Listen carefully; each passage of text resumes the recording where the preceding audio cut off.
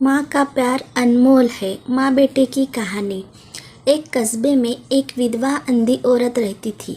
उसका एक बेटा था जिसके पालन पोषण की सारी जिम्मेदारी उसके कंधों पर थी। वह अपने बेटे को पढ़ा लिखा कर एक बहुत बड़ा आदमी बनाना चाहती थी, इसलिए उसने उसका दाखिला कस्बे के सबसे अच्छे स्कूल में किया। वह दिन रात मेहनत करती ताकि बेटे की स्कूल की फीस दे सके। लड़के के स्कूल के बच्चे उसकी माँ के बारे में जानते थे।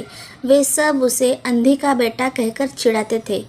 लड़का इससे बहुत परेशान था। उसे अपनी माँ पर शर्म आने लगी थी। वह उसके साथ कहीं भी आने जाने से कतराने लगा था। जब लड़का बड़ा हुआ तो उसके शहर में अच्छी नौकरी लग गई।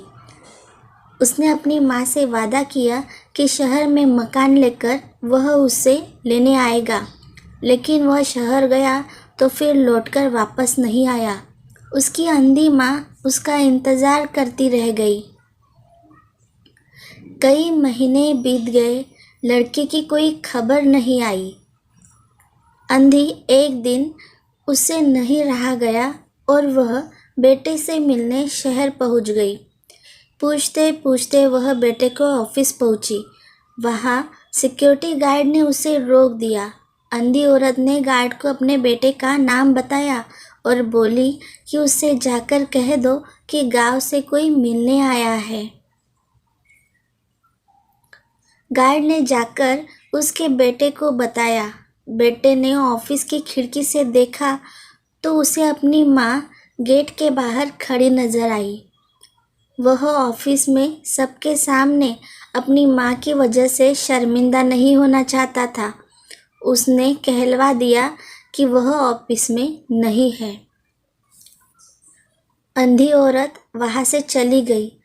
शाम को वह लड़का ऑफिस से घर जाने के लिए निकला।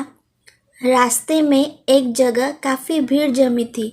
वह अपनी गाड़ी रोककर भीड़ के पास पहुँचा और बीच सड़क में अपनी माँ को मारा पाया। उसके हाथ में एक चिट्ठी थी जिसमें लिखा था, बेटा, बड़े दिन हो गए थे, तेरी कोई खबर नहीं मिली। चिंता हो रही थी इसलिए तुझसे मिलने चली आई। तू तो अब बड़ा आदमी बन गया है।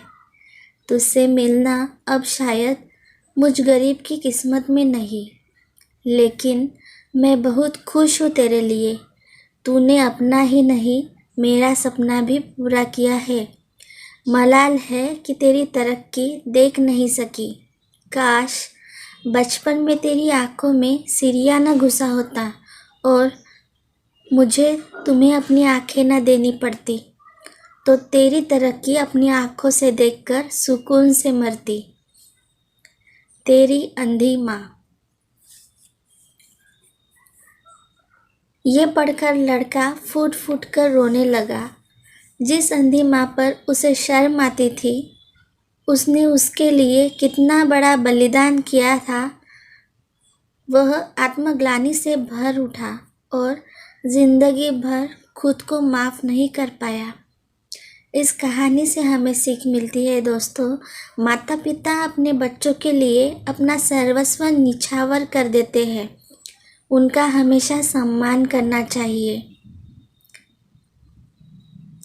धन्यवाद।